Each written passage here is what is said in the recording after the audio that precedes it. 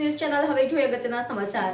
ગૌરક્ષા સેવા સમિતિ દ્વારા રામનવમીના શુભ પાવન અવસરે શોભાયાત્રા કાઢવામાં આવી। ભક્તોનું ઘોડાપુર ઉમટ્યું। ઠેર ઠેર ભગવાન શ્રી રામની પાલખીનું સ્વાગત કરવામાં આવ્યું।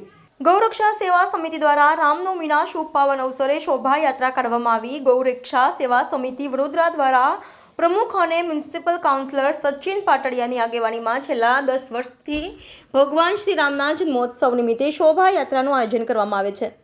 તેવી જ રીતે આ વર્ષે પણ ચૈત્ર સુદ નવમીના બુધવારે રામનવમીની શોભાયાત્રા યોજવામાં આવી હતી।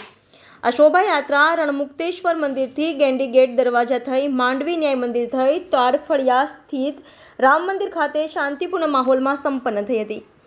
શોભાયાત્રામાં ભગવાન શ્રી રામની આહલાદક પ્રતિમા આકર્ષણનું કેન્દ્ર રહી હતી। આ પાલખી યાત્રાનું ઠેર ઠેર રામ ભક્તો દ્વારા આરતી ઉતારી સ્વાગત કરવામાં આવ્યું હતું।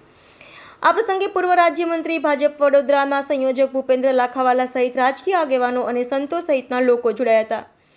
આ પ્રસંગે સંયોજક ભૂપેન્દ્ર લાખાવાલાએ વેસ્ટ બંગાળના મુખ્યમંત્રી મમતા બેનર્જી દ્વારા રામનવમીની શોભાયાત્રામાં ધમાલ થવાની વાત કરી હતી। તેના સંદર્ભમાં તેમણે જણાવ્યું હતું કે આ પ્રકારની માનસિકતા ધરાવતા લોકોને દેશની જનતા જવાબ આપશે।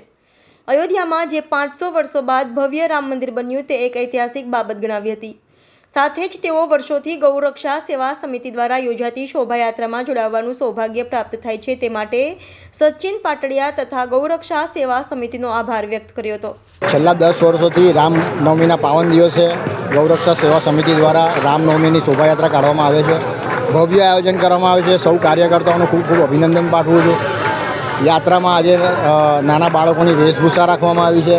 જોડે જોડે રામ ભગવાનની પ્રતિમા જે ખૂબ સુંદર પ્રતિમા તૈયાર કરવામાં આવી છે। પ્રભા જે અખંડ ભારતની પ્રભા રાખવામાં આવી છે। જોડે જોડે આ યાત્રામાં પાલખી રામ ભગવાનની પાલખી રાખવામાં આવે છે, જેમાં લોકો દર્શન કરે છે અને ખૂબ શ્રદ્ધાથી દર્શન કરે છે।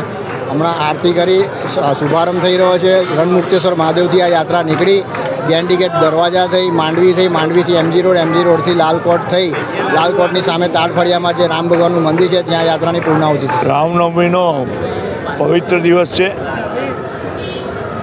ભગવાન રામની શોભાયાત્રાઓ વડોદરા શહેરમાં અનેક ઠેકાણે નીકળી રહી છે અને આખા દેશમાં ભગવાન રામને યાદ કરીને આખા દેશમાં યાત્રા નીકળી રહી છે। પછી કલકત્તા હોય કે કેરાલા હોય, જ્યાં ભગવાન રામના ભક્તો છે, જ્યાં સનાતની છે, એ બધાએ ભગવાન રામની શોભાયાત્રા આજે કાઢી છે। મને યાદ છે કે વેસ્ટ બેંગાલના એક મુખ્યમંત્રી અત્યારના મમતા બેનર્જી એવું કહે કે ભગવાન રામની શોભાયાત્રામાં ધમાલ થશે, એ એમનો ધમાલ કરાવવાનો ઈરાદો હોય એવું લાગે છે। પણ અમે તો ઈચ્છીએ છીએ કે ભગવાન રામની આ શોભાયાત્રા, ભગવાન રામના દર્શન વડોદરા શહેરના નગરજનો પ્રેમથી કરે અને 22મી જાન્યુઆરીએ જ્યારે ભગવાન રામની સ્થાપના થઈ, મંદિરમાં બિરાજમાન થયા, અયોધ્યામાં બિરાજમાન થયા, 500 વર્ષ પછી બિરાજમાન થયા, એ ઐતિહાસિક ક્ષણ આજે આપણે યાદ કરીએ છીએ।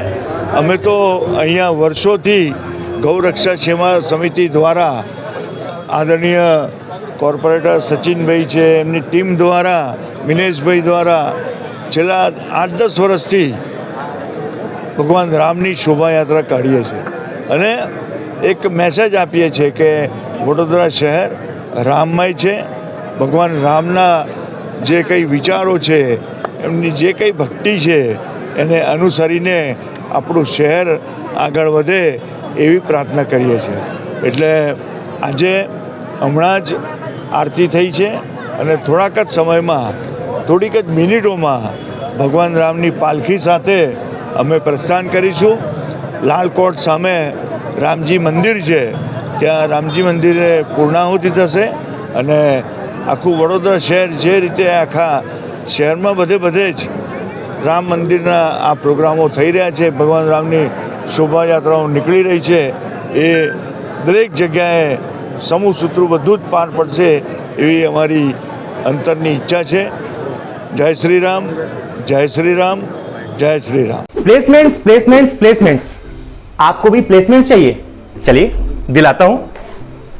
हम इस वक्त मौजूद हैं सयाजीगंज में अरीना एनिमेशन में, जिसने देश को कई बड़े designers, 3D artist, web developer और डिजिटल मार्केटिंग एग्जीक्यूटिव्स दिए हैं। इनके साथ कोलैबोरेटेड है वडोदरा के 400 प्लस प्लेसमेंट पार्टनर्स और इन सभी प्लेसमेंट पार्टनर्स की प्रायोरिटी है सिर्फ और सिर्फ अरीना। सिर्फ और सिर्फ अरीना ही क्यों? अरे भाई, इसमें कोई जैक वैक नहीं है, समझाता हूं। क्योंकि प्लेसमेंट पार्टनर्स को भी पता है कि अरीना में उनको सबसे अच्छे स्टूडेंट्स मिलेंगे। क्यों?